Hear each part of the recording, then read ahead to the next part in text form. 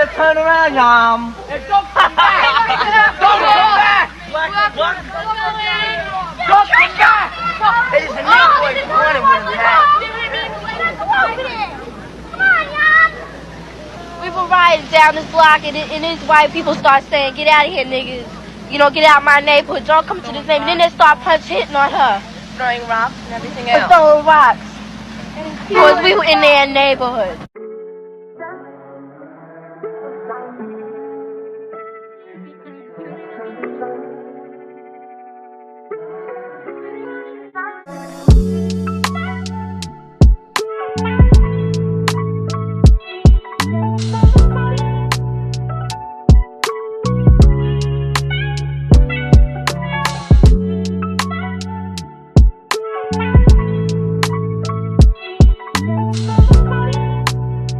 New York City, one of the world's great cities, and one of its most provincial.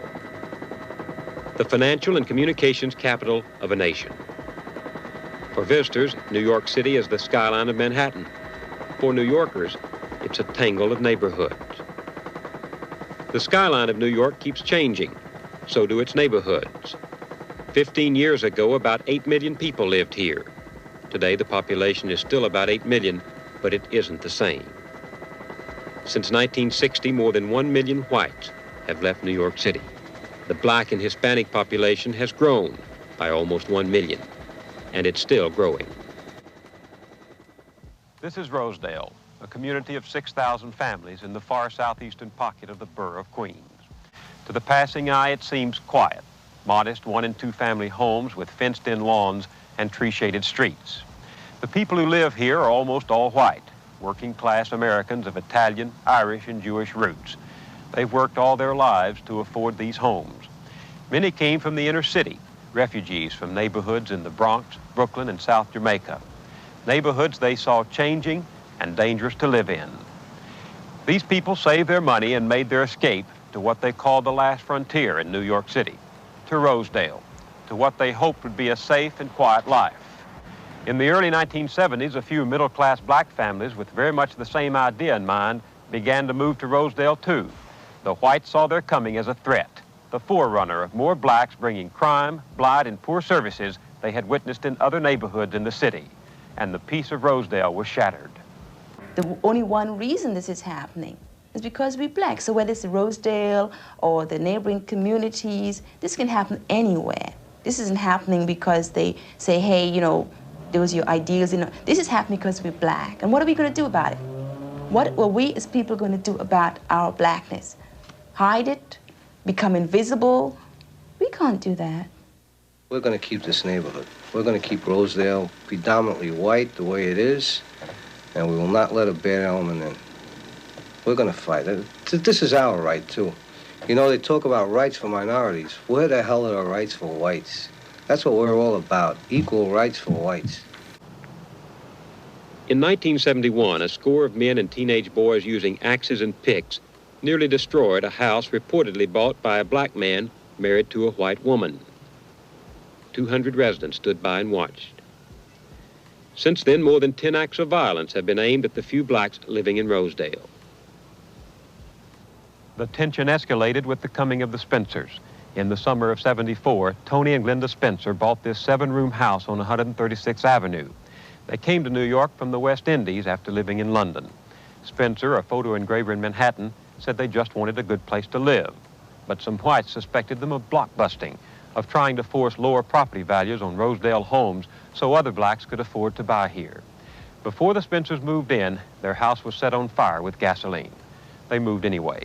On New Year's Eve day a year ago, while the Spencers and their son slept, a pipe bomb exploded on the porch and smashed through the windows of the house.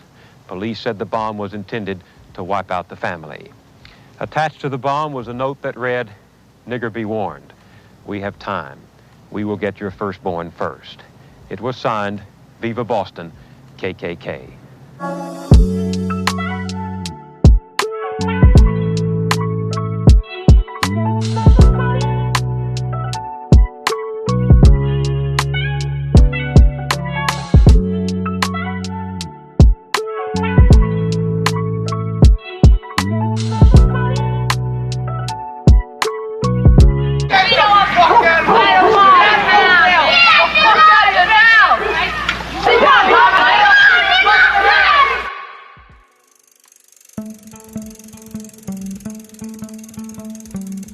We had called them bike hikes.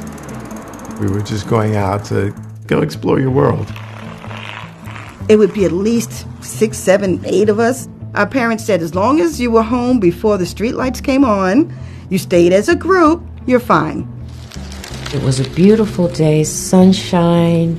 The children in the neighborhood planned to go on a trip to McDonald's, just have some fun, something different to do. Rosedale, we thought, was a safe place. We all went down, we were riding our bikes. And then we saw down the block that there was this beautiful American flag blowing in the wind.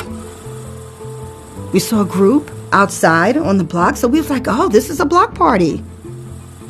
The last thing that I remember was someone saying, oh, a parade. And so we went down to go see the parade. And I laugh about it to this day because it was a parade to get the black people out of Rosedale.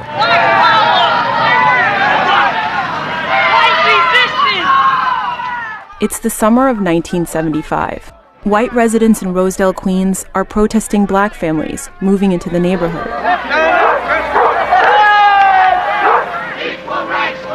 These are scenes from a documentary produced by journalist Bill Moyers. Does he have a right to live here? No. Why not? Because he's black.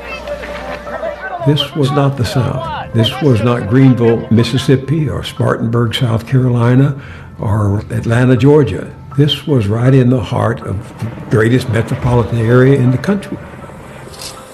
The documentary was found nearly 45 years later by a graduate student who posted a short clip on the internet.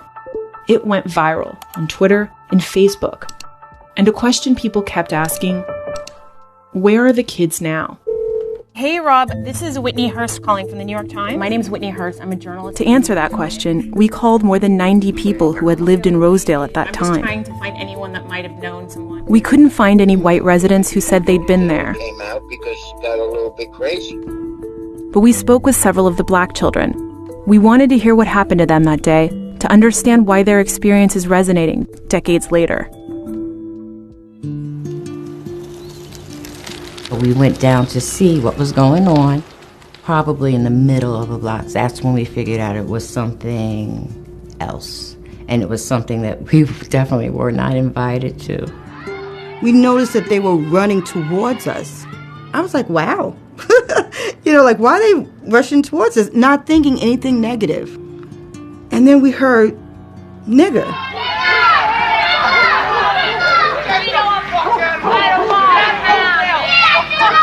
They surrounded my best friend at the time, Marina. One of the young men hit her, and they started calling us names. They started throwing rocks.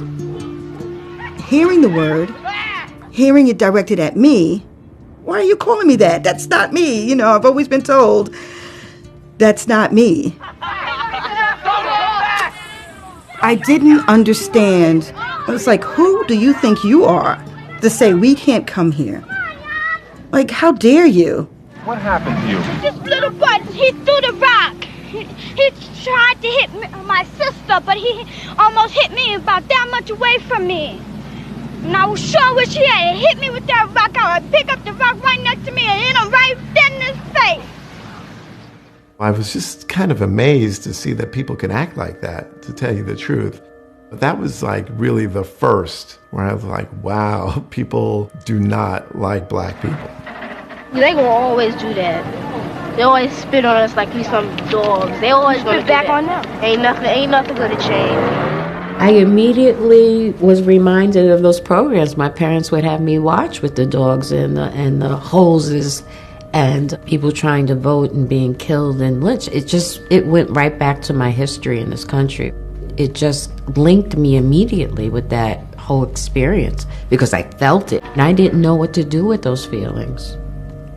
I did not know what to do with those feelings.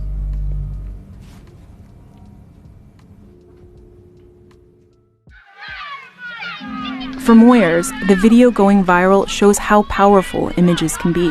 He tried to hit my sister, but we were in their neighborhood.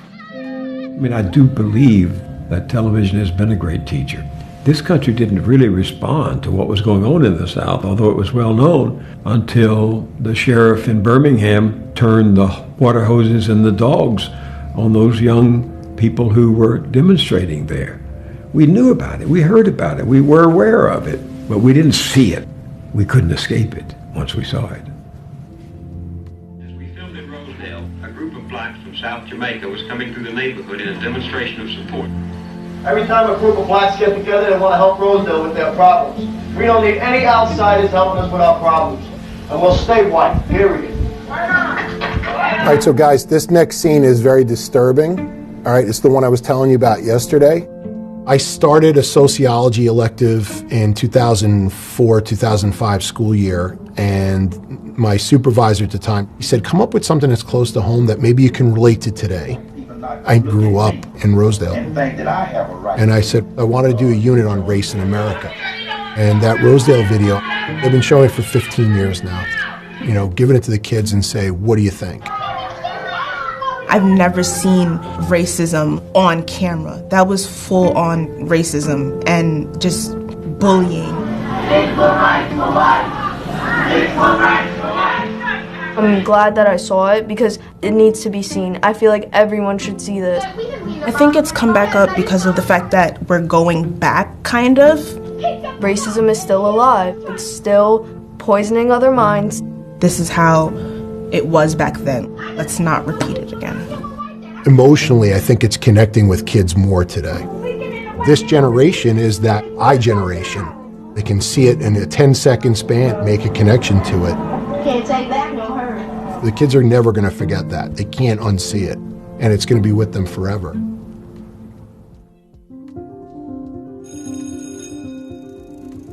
Rosedale, it's turned predominantly black now, so we're welcomed there now. That day, the American flag was the image, the symbol that pulled us into that situation. We live in America. The American flag means good things. It means that we can go where we want to go. We can ride our bike down any street in America. But it really represented a symbol of do not enter. So they took that beautiful image and turned it into something ugly for me. And I want the flag back. They always say niggas are doing everything. They always say we're doing everything, right? Every time the white people come down the block, we don't push them out their neighborhood and throw rocks and start hitting them. We don't bother the white people around our neighborhood, but when we get in a white neighborhood, they just push us out. Yeah. Everybody with us, they with nothing, you know, they're a piece of dirt. Dogs, I mean, that's the way you treat an animal. I mean, God, we're human beings. You don't treat other people like that. It's just wrong. Black, white, I don't care. A person is a person. Skin should have no bearing on how you treat a person. That's just wrong. I hate their goddamn guts.